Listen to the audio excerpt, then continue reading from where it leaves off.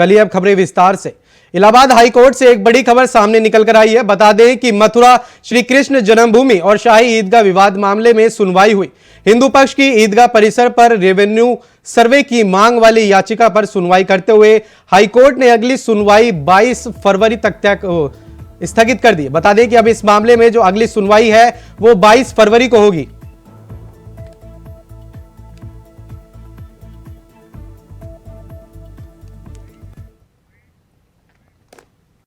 आज ट्रायल का जो आगे का हिस्सा था वो स्टार्ट हुआ। जैसा आप सबको पता है कि सर्वे के ऊपर अभी माननीय सर्वोच्च न्यायालय से स्टे लगा हुआ है। तो आज 7/11 की एप्लीकेशन को लेकर के थोड़ी डिस्कशंस हुई कि जो भी एक प्रोसीजर था, सबमिशंस थे, और 22 फेब की अब नेक्स्ट डेट लगी है।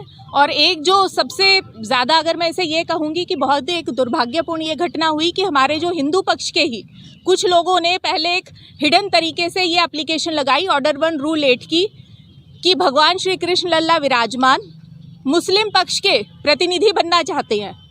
तो पहले तो जो उनके अधिवक्ता थे, मैं उनका नाम नहीं लूँगी यहाँ पे क्योंकि एक वो अवमानना होगी, तो उन्होंने इस तरीके से चीज़ों को रखा कि पहले उन्होंने पिटिशनर्स के नाम ही नहीं बताए।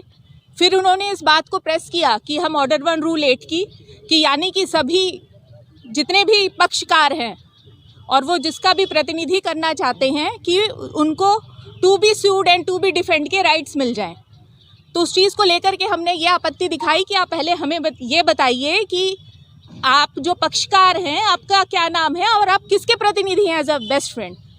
फिर बहुत ज़्यादा दबाव और कुछ बहुत ही ज़्यादा हॉट आर्ग्यूमेंट्स होने के बाद फिर हमने जब वहाँ पे प्रेशर क्रिएट किया अपने आर्ग्यूमेंट्स के द्वारा, तो हमें ये पता चला कि भगवान श्री कृष्ण लल्ला विराजमान के प्रतिनिधि बन करके कुछ अधिवक्ता या कुछ पिटिशनर्स वो कोर्ट से ये हक मांग रहे थे कि मुस्लिम पक्ष के सभी हक उनको दे दिया जाए।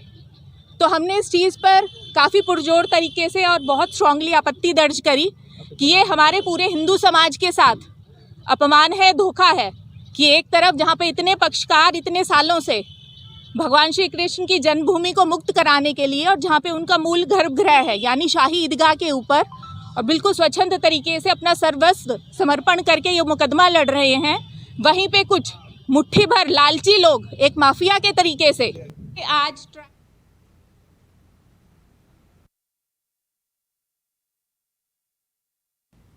बता दें कि हिंदू पक्ष की याचिका पर सुनवाई हुई थी। बता दें इलाहाबाद हाईकोर्ट से यह बड़ी खबर सामने निकल कर आई है। 22 फरवरी को अब अगली सुनवाई होनी है इस मामले में। श्री कृष्ण जन्मभूमि और शाही ईदगाह मामले में अब जो अगली सुनवाई है वो 22 फरवरी को होगी।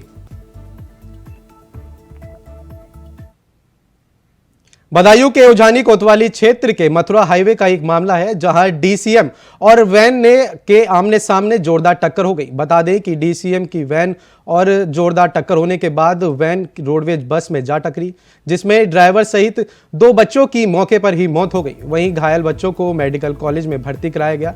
बताया जा रहा है कि डीएम और एसएसपी मेडिकल कॉलेज घायलों का हालचाल जानने के लिए पहुंचे। फिलहाल पुलिस ने शव को कब्जे में लेकर पोस्टमार्टम के लिए भेज दिया।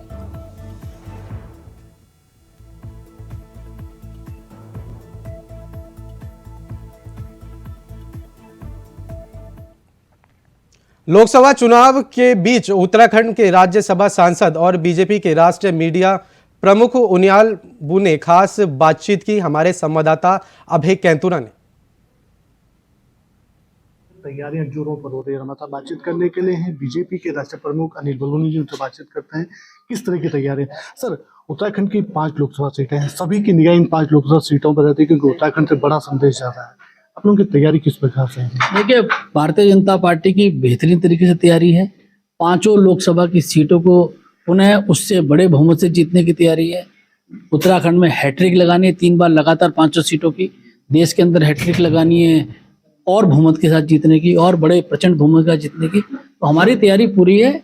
हम चुनाव का समय है, अपनी सारे कामकाज को लेकर जनता के पास जाने वाले हैं। जनता हमें पुनः आशीर्वाद देने वाली है। उस सब की तैयारी के लिए हम लोग अपनी बैठकें कर रहे हैं और मुझको लगता है कि उत्तराखंड में हमको कहीं भी कोई शंका नहीं है कि हम 500 सीटें पुनः जीतेंगे। सर, विपक्षी पार्टी कांग्रेस कह रही है कि अब की बार वो सब चीजें नहीं होंगी क्योंकि अगर अब की बार बीजेपी को वोट मिला तो फिर चुनाव नहीं होंगे, तानाशाही रवैया अपनाया जाएगा। देखिए, जब कांग्रेस के अध्यक्ष ये बात कहते हैं तो वो बहुत सारी चीज़ें भूल जाते हैं। अगर वो पीछे मुड़ के देखेंगे तो कांग्रेस का इतिहास जो है वो लोकतंत्र को सदैव कुचलने का रहा है। चाहे जब देश के अंदर इमरजेंसी लगाई हो तो उसका जवाब खड़गे जी क्यों नहीं देते हैं कि देश के अंदर किस तरह से लोकतंत्र को कुचला था। क्यों नहीं खड़गे जी सोचते हैं कि 50 बार 356 लगा के राज्य सरकारों को रात की रात में हटा दिया गया था। क्यों नहीं सोचते हैं कि सुप्रीम कोर्ट के निर्णय को बदल दिया गया था। वो कौन याद करेगा। भारतीय जनता पार्टी सदैव खड़ी रही है कांग्रेस के खिलाफ इन चीज़ों को लेकर, और आज अगर कांग्रेस के राष्ट्रीय अध्यक्ष इस तरह की बात करते तो इनको शुभा नहीं देता है। क्या लगता था जो राहुल गांधी की इस समय न्याय यात्रा चल रही है, विपक्ष कहता है कि उनको रोकने का प्रयास हो रहा है क्योंकि भारत जोड़ो यात्रा की अपार सफलता रही थी, क्या दिखाओ गया है तो देखिए, विपक्ष अगर ये बात कहता है तो जनता उसका आकलन करती है, और ये एक परिहास की बात हो जाएगी कि राहुल गांधी की यात्रा रोकना। कौन राहुल गांधी की यात्रा को रोकना चाहेगा। क्या आपको लगता है कि राहुल गांधी जी की यात्रा से कोई निकलने वाला है। कोई देश कभी गंभीरता से लेता है क्या। कोई व्यक्ति इस तरह गंभीरता से लेता है कि वो किस तरह की बातें करते हैं। जहाँ जहाँ यात्रा जा रही है वहाँ कांग्रेस टूट जा रही है।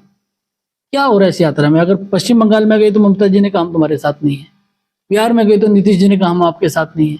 तो जहाँ जहाँ यात्रा जा रही है वो इनका इंडिया अलायंस तोड़ो यात्रा होती जा रही है। हर जगह देखिएगा आप, सब जगह कहाँ की न्याय यात्रा हो रही है। हर जगह उनसे सवाल होता है, किसी चीज़ का सवाल नहीं के जवाब नहीं दे रहे। तो मुझको लगता नहीं कि कोई देश में राहुल गांधी जी की यात्रा को कोई बहुत सीरियसली लेता हो, मुझे तो नहीं लगता है। सर पहले राम मंदिर, उस पर बड़ी सफलता, राम मंदिर का निर्माण हुआ, सभी लोग उस पर आस्थावान रहे। अब यूसीसी को लेकर सबकी निगाहें सर, 2 फरवरी को ड्राफ्टिंग कमेटी का ड्राफ्ट आमी सरकार को मिल जाएगा। क्या तो यूसीसी भी आने वाले दिन में बड़ा एजेंडा है क्योंकि लोग चुनाव को देखते हुए इसे मान रहे थे। देखिए, हम लोग ना इस तरीके से नहीं सोच रहे हैं। एजेंडा और ये सब, ये जो आप शब्दों को जो का उपयोग करते हैं, ऐसा नहीं सोचते। हमने एक इस देश के अंदर बहुत सारी चीज़ें करनी है जो पिछले 70 सालों से जो लोग बैठे थे उन्होंने सोचा नहीं है, उन चीज़ों को पूरा कर रहे हैं। देश के विकास के लिए आगे कर रहे हैं, भारत को विकसित राज्य बनाने के, विकसित देश बनाने के लिए कर रहे हैं, भारत को दुनिया की सर्वश्रेष्ठ इकोनॉमी में लाने का प्रयास कर रहे हैं, देश के नागरिकों के लिए पूरी दुनिया में गौरव गर्व हो इसके लिए काम कर रहे हैं।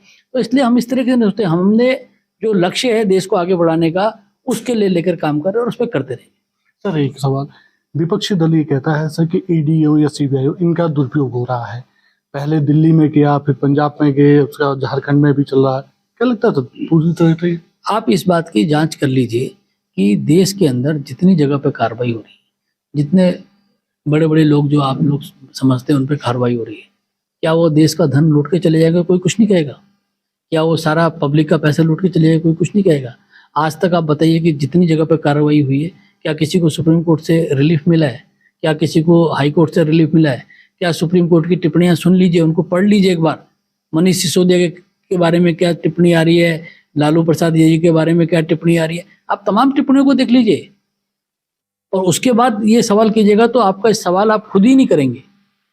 सर एक आखिरी सवाल, अनिल बलूनी जी को जैसे उत्तराखंड में प्यार मिला, उत्तराखंड वाले चाहते हैं कि लोकसभा चुनाव में भी वो आए, क्या अनिल बलूनी चुनाव लड़ना चाहेंगे सर? देखिए, हमारी पार्टी में एक इलेक्शन कमेटी है, हमारे पार्टी में पार्लियामेंट्री बोर्ड है, उसको भी कुछ काम छोड़ दीजिए, वो तय करेंगे। हमारी पार्टी का नेतृत्व तो हर चीज़ तय करता है, तो इसलिए ये सारे काम हमारी पार्टी और हमारे लिए छोड़ दीजिए। आप चिंता मत कीजिए, जो होगा वो सब अच्छे के लिए होगा। Thank you sir. Anil Baluni ji ने साफ तौर पर कहा है कि उत्तराखंड को या देश में सरकार बेहतर काम कर रही है, डबल इंजन का असर दिखने लगा और लोगों के विकास के काम वो पूरे होते नजर आ रहे हैं। इंडिया वाइज बदायूं में मंगलवार की सुबह स्कूल वैन और कैंटर की टक्कर हो गई, जिसमें 2 बच्चों की और एक ड्राइवर की मौके पर ही मौत हो गई और 8 बच्चे जो हैं वो गंभीर रूप से घायल हो गए, जिन्हें बदायूं मेडिकल कॉलेज में इमरजेंसी में भर्ती कराया गया। तो वहीं जिलाधिकारी मनोज कुमार ने जानकारी देते हुए बताया कि captain Garraj Singh school inter college की प्राइवेट स्कूल वैन बच्चों को सुबह स्कूल लेकर जा रही थी, जिस समय वो हादसे का शिकार हो गई। साथ ही डीएम ने बताया कि अभी हम प्राथमिकता पर बच्चों के बेहतर स्वास्थ्य पर ज़्यादा ध्यान दे रहे हैं।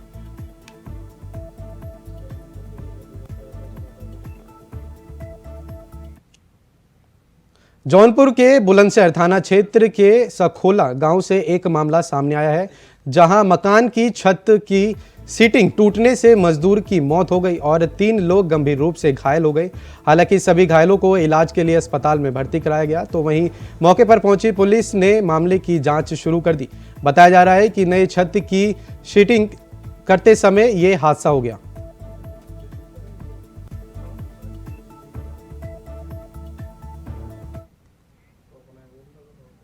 खबर बिजनौर से है, जहां पति से परेशान महिला का सोशल मीडिया पर वीडियो तेजी से वायरल हो रहा है। बता दें कि वीडियो में पीड़ित महिला ने आत्महत्या करने की जिम्मेदार अपने पति को बताया और गगन बैराज पर आत्महत्या करने पहुंच गई। साथ ही महिला ने पुलिस पर कार्रवाई न करने का भी आरोप लगाया। वीडियो का संज्ञान लेकर मौके पर पहुंची पुलिस ने महिला को समझा बुझाकर बैराज से उसका रेस्क्यू कर लिया। मामला थाना कोतवाली शहर के बिजनौर बैराज का बताया जा रहा है। गंगा बैराज पर बिजनौर पुलिस अपने पति एवं ससुराली जनों से क्षुब्ध होकर आत्महत्या की बात कह रही है। वीडियो के संज्ञान में आते ही तत्काल कोतवाली नगर पुलिस के द्वारा महिला को रेस्क्यू कराया गया। महिला सुरक्षित है एवं उसकी काउंसलिंग की गई। महिला से वार्ता के क्रम में यह तथ्य प्रकाश में आए हैं कि महिला के द्वारा थाना कोतवाली नगर में अपने पति एवं ससुराली जनों के खिलाफ दहेज प्रताड़ना का एक अभियोग 10/23 पंजीकृत कराया गया था। उक्त अभियोग में समग्र कार्रवाई करते हुए थाना कोतवाली नगर के द्वारा दिनांक 25 जनवरी 2024 को चार्जशीट प्रेषित की जा चुकी है। साथ ही महिला के पति के द्वारा एक अन्य महिला से शादी कर ली गई है एवं महिला के खिलाफ माननीय न्यायालय में धारा 3 420 406 आईपीसी का एक वाद दायर किया गया है। खबर चंडीगढ़ से है, जहां ईडी ने धन शोधन निवारण अधिनियम के तहत एक मामले में तलब किया। बता दें कि ईडी ने पंजाब बीजेपी के वरिष्ठ नेता और प्रदेश उपाध्यक्ष अरविंद खन्ना को समन जारी किया। 15 साल पुराने मामले में ईडी ने 30 जनवरी को पेश होने के लिए कहा। वहीं मामला करोड़ों रुपए के मनी लॉन्ड्रिंग से जुड़ा हुआ बताया जा रहा है।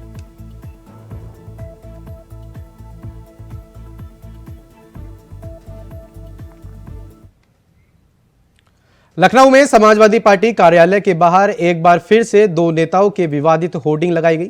बता दें कि बिहार के मुख्यमंत्री नीतीश कुमार और उत्तर प्रदेश के सुलहदेव भारतीय समाज पार्टी के राष्ट्रीय अध्यक्ष ओम प्रकाश राजभर की होर्डिंग लगाई गई, जिस पर लिखा गया कि राजनीतिक के 2 बड़े पलटू राम, जनता रहे इनसे सावधान। तो वहीं बताया जा रहा है कि समाजवादी पार्टी युवा समाज के पूर्व प्रदेश सचिन आशुतोष सिंह ने यह होर्डिंग लगवाई।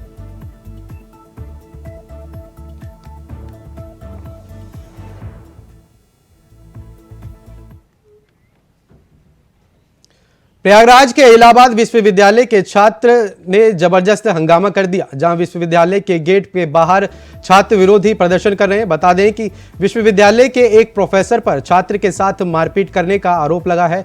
तो वहीं छात्र आरोपी प्रोफेसर के खिलाफ कार्रवाई करने की मांग कर रहे हैं, जिस वजह से सैकड़ों की संख्या में छात्र गेट के बाहर ही धरने पर बैठे हैं। हालांकि मौके पर पहुंची बड़ी संख्या में पुलिस बल तैनात है और लगातार प्रदर्शनकारी छात्रों को समझाने बुझाने की कोशिश की जा रही है।